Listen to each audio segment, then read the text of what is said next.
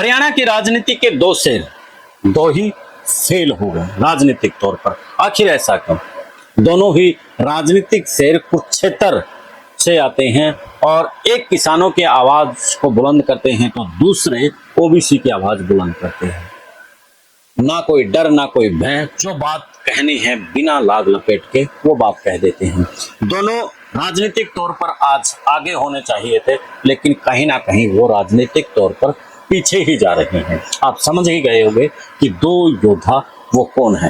पहला गुरनाम सिंह चढ़ूनी, तो दूसरा है राजकुमार सैनी। गुरनाम सिंह चढ़ूनी जिस तरीके से किसानों की आवाज बुलंद करते हैं, और गुरनाम सिंह चढ़ूनी को लेकर के एक बात तो कहेंगे कि अब 2024 के चुनाव में जिस तरीके से पेहवा की जनता ने उनके साथ में किया, महज 1100 वोट ही उनको दिए, जबकि वो किसानों के हमदर्द नायक बनकर के उनके बीच में रहे, उनकी दुख दर्द तकलीफों में उनके साथ खड़े नजर आए। जब सरकार जमींदारों के किसानों के लिए 3 कानून लेकर के आई, तो सबसे मजबूती पैरवी करने वाले गुरनाम सिंह चढ़ूनी थे। गुरनाम सिंह चढ़ूनी अगर विधानसभा में जाते तो कहीं ना कहीं उन किसानों की आवाज उठाते। अब आप देख लीजिए पेहवा से जो विधायक है वो कितनी आवाज उठा पा रहे हैं, लेकिन गुरनाम सिंह चढ़ूनी हाल फिलहाल भी 1100 वोट मिलने के बाद भी, यानी कि जिस तरीके से उनको जलालत सहनी पड़ी, उनके मीम्स बने कि 1100 वोट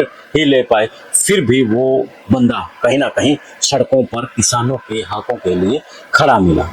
है ना कि राजनीति में जो कहते हैं ना कि झूठे और जो दूसरे तरीके के लोग हैं वही कामयाब है, तो इसमें जनता का भी तो कसूर होता है। वो जनता आखिरकार क्यों नहीं ऐसे लोगों को लेकर के आती है? वो उन्हीं लोगों को फिर से गद्दी पर बैठा देते हैं जो लोग पहले बढ़ते हुए हैं, जो लोग किसानों की, मजदूरों की, व्यापारियों की ना सुन करके सिर्फ अपनी ही राजनीति को चलाते हैं, अपना ही स्वार्थ को आगे बढ़ाते हैं। तो गुरनाम सिंह चढ़ूनी सड़क से लेकर के जिस तरीके से उसने किसान आंदोलन के दौरान संसद तक जाकर के लड़ाई लड़ी थी, तो काबिले तारीफ थी। तो पेहवा की जनता ने क्यों नहीं जितवाया, ये तो मैं नहीं बता सकता। लेकिन दूसरी तरफ राजकुमार सैनी की भी बात करें तो राजकुमार सैनी ने जिस तरीके से पिछड़ा वर्ग को कहीं ना कहीं खड़ा किया, उनके वोट की पावर बताई, और आज उन्हीं के बलबूते पर ओबीसी का सीएम है। नायब सिंह सैनी को इसलिए भाजपा ने सीएम बनाया था कि पिछड़ा वर्ग का जो वोट बैंक है, अगर वो 2024 के चुनाव में लेना है तो कहीं ना कहीं नायब सिंह सैनी को सीएम बनाना जरूरी था। इनका ओबीसी के चेहरे को सीएम बनाना जरूरी था। राजकुमार सैनी ने जिस तरीके से विरोध को सहा, राजकुमार सैनी जिस तरीके से दबंगों के निशाने पर आए, लेकिन उन्होंने किसी भी बात की परवाह नहीं कही। तो राजकुमार सैनी ओबीसी वर्ग के अधिकारों के लिए खड़े हुए और उनकी लड़ाई लड़ करके उनको वोट की ताकत बताई, और आज जिस तरीके से ओबीसी का कहीं ना कहीं चाहे संस्थानों में राजनीतिक तौर पर आगे पावर मिली है, तो कहीं ना कहीं वो राजकुमार सैनी है। लेकिन वो ओबीसी को तो जगा गए, अपनी राजनीति को कहीं ना कहीं वो डुबा गए।